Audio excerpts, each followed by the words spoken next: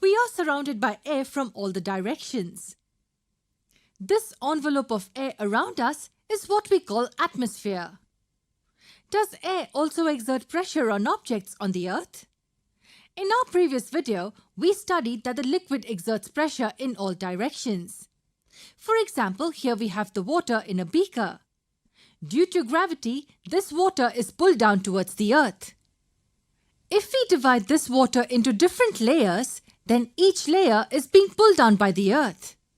Due to this pull, water exerts downward pressure and this pressure is uneven throughout. That is, the bottom layer experiences more pressure than the top layer.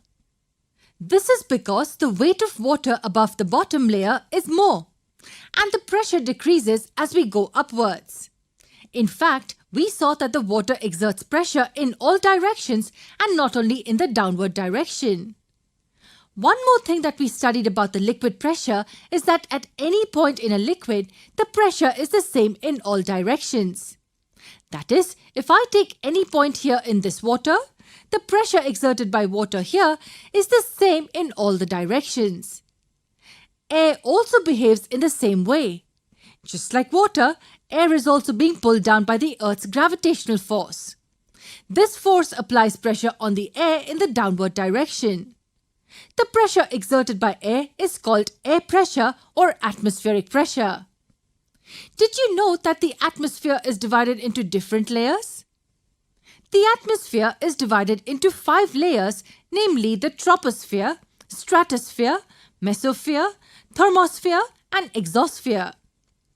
The pressure in the troposphere, which is the bottommost layer, is higher than the pressure in the layers above it. And I'm sure you can guess the reason why. This is because the weight of the air above the troposphere is greater than the weight of the air above, say, the stratosphere. The air pressure also acts in every direction and not only in the downward direction. And finally, just like the pressure in liquids, the air pressure at a particular height above the Earth's surface is same in all directions. That is, if I take these 2 points at the same distance above the Earth's surface, then the air at this point will exert an equal pressure in all the directions, just like the air at this point. Let's look at an interesting graph now. A graph which represents pressure at a particular altitude.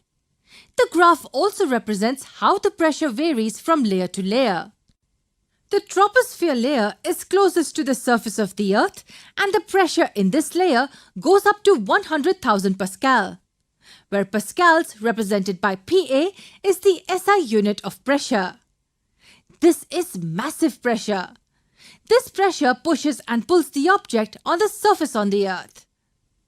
For example, if I take a table with the upper surface of 1 by 1 meter, the pressure exerted by the air on the table in the downward direction is greater than 1 lakh pascals. This is equivalent to 10 cars being put on this table. Yes, 10 cars. I know what you must be thinking. Why doesn't this surface collapse under this huge pressure? How does it handle such massive pressure acting down on it? A little while ago, we said that the pressure exerted at points above the Earth's surface is equal in all directions. So the pressure at every point on the table is the same in all the directions. That is, if downward pressure is pushing the table surface with a great force, then the upward pressure is also pushing it in the upward direction with the same force. Both the forces are balanced and the table does not collapse. As I said, pressure is not only acting in these 2 directions, it is acting on the surface in all the directions. Pressures acting in opposite directions cancel each other out. Here is one cool experiment that you can also perform at home. Take a plastic bottle filled with water. Take a cardboard paper and place it on the open end of the bottle like this. Hold this paper with your hand so that it does not move from its position and invert the bottle. Now let go of the paper. What did you see? The cardboard paper sticks to the surface. Why is it held to the surface?